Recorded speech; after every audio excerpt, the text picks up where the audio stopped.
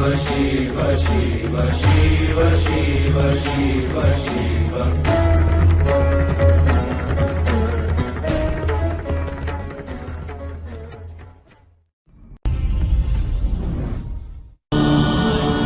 चहचहाने वाली चिड़ियों का गान हमेशा प्रसन्नता का गान नहीं होता। दुख, पीड़ा और मोह ये सब अलग नहीं, एक समान।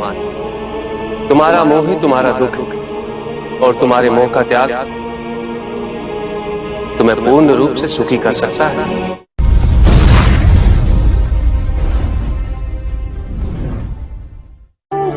पूजित का साक्षात सामने होना मन को भटकने नहीं देता,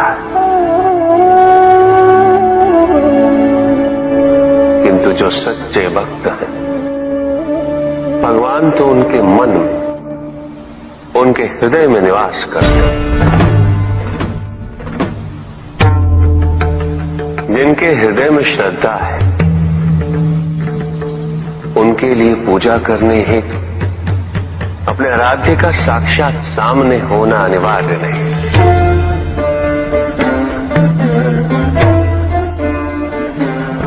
वो तो अपने मन के नेत्रों से प्रतिपल उनके दर्शन पा रहे हैं।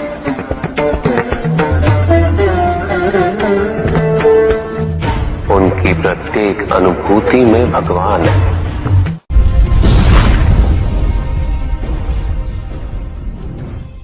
सत्य तो शाश्वत है, सत्य ही संसार में संतुष्टि और सुख का माध्यम। जो सत्य से विमुख हो वो सदैव दुखी रहता है। जिसने भ्रम का मार्ग अपना वो आजीवन ढूंढता रहता है, किंतु विडंबना यही कि उसे ये ज्ञात ही नहीं कि वो ढूंढ क्या रहा है। सत्य तो यही कि तुम एक दैव्य अंश हो।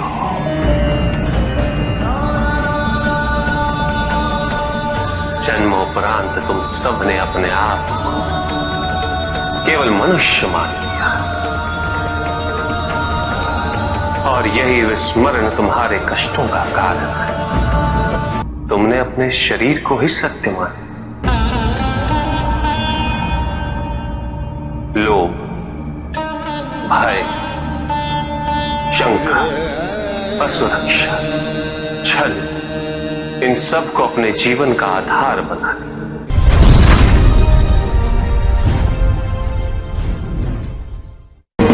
महाशिवरात्रि का व्रत विशेष फलों को प्रदान करने वाला है।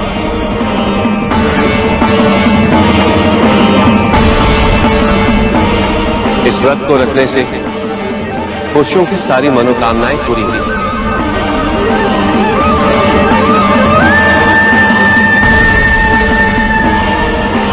सुहागन स्त्रियों का सुहाग हमेशा बना रहेगा और तुम्हारी लड़कियों को मनचाहा वर मिलेगा।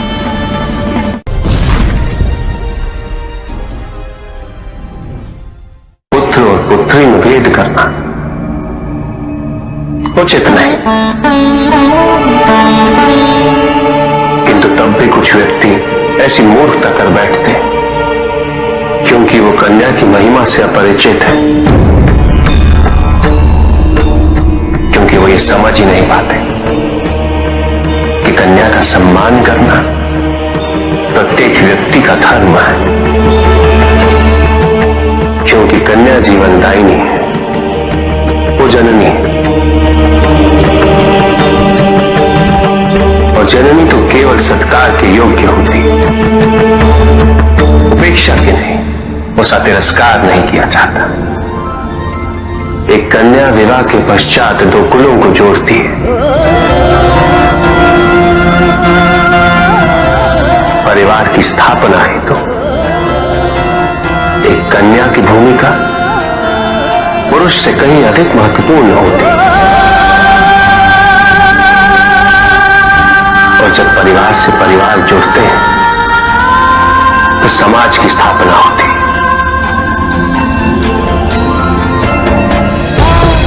पुत्री को परिवार में, समाज में वही स्थान मिलना चाहिए, वही अधिकार प्राप्त होना चाहिए जो एक पुत्र को प्राप्त होते हैं।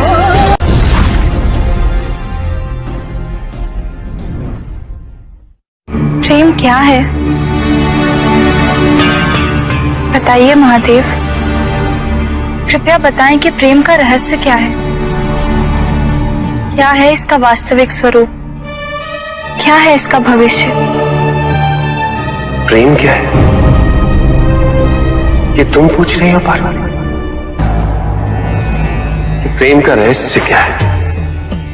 प्रेम का स्वरूप क्या है? तुमने ही प्रेम के अनेकों रूप उजागर किए हैं पार्वती। तुमसे ही प्रेम की विभिन्न अनुभूतियां हुई। तुम्हारे प्रश्न में ही तुम्हारा उत्तर नहीं थे। क्या इन विभिन्न अनुभूतियों की अभिव्यक्ति संभव है?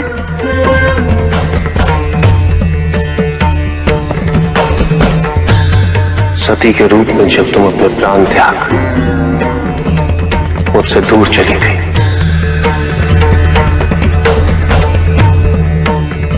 मेरा जीवन, मेरा संसार, मेरा दायित्व सब निरर्थक और निराधार हो गया। मेरे नेत्रों से अश्रुओं की धाराएं बहने लगी। अपने से दूर कर तुमने मुझे मुझसे भी दूर कर दिया पार्वती।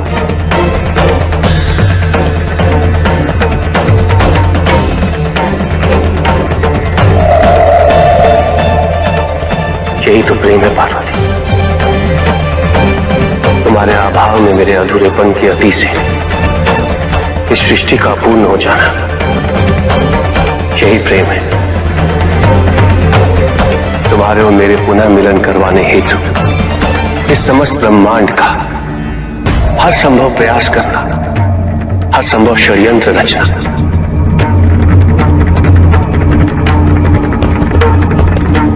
इसका कारण हमारा असीम प्रेम ही तो है।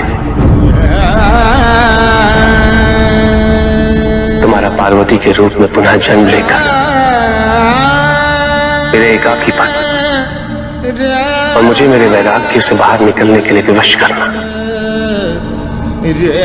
और मेरा विवश हो जाना, ये प्रेम ही तो है।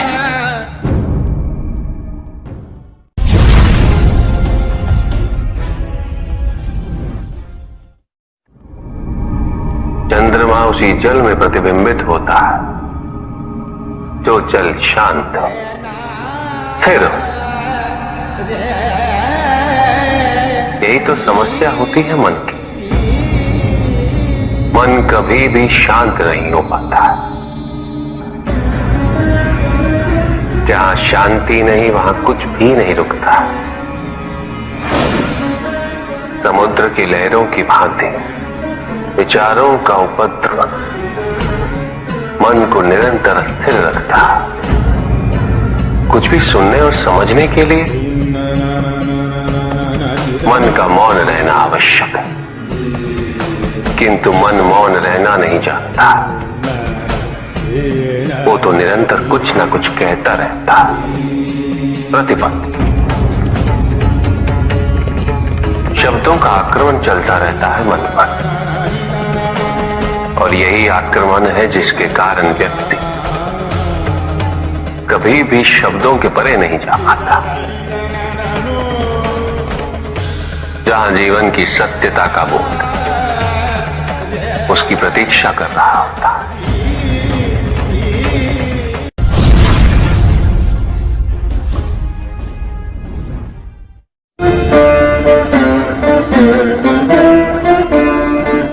मैं वो हूं जो नहीं है,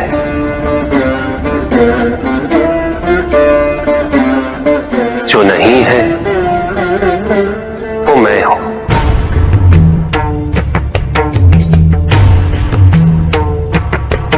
चिरकाल तक सभी को यह स्मरण रहे, जब आप में श्वास है मैं आप में हूं। देव देव महादेव शिवा, देव देव और जिस क्षण आप में श्वास नहीं, देव देव तब आप मुझ में हैं। देव शिवा, देव देव महादेव।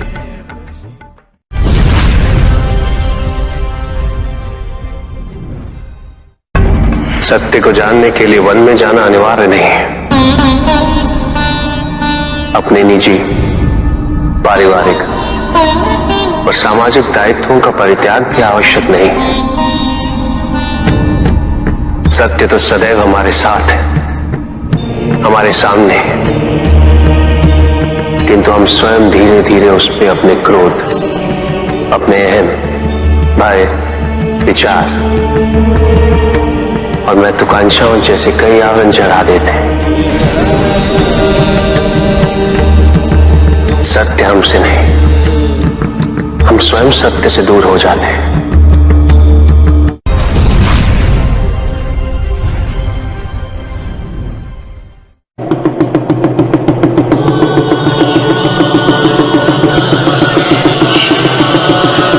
जहां न अमृत, न विष, न सुख, न दुख,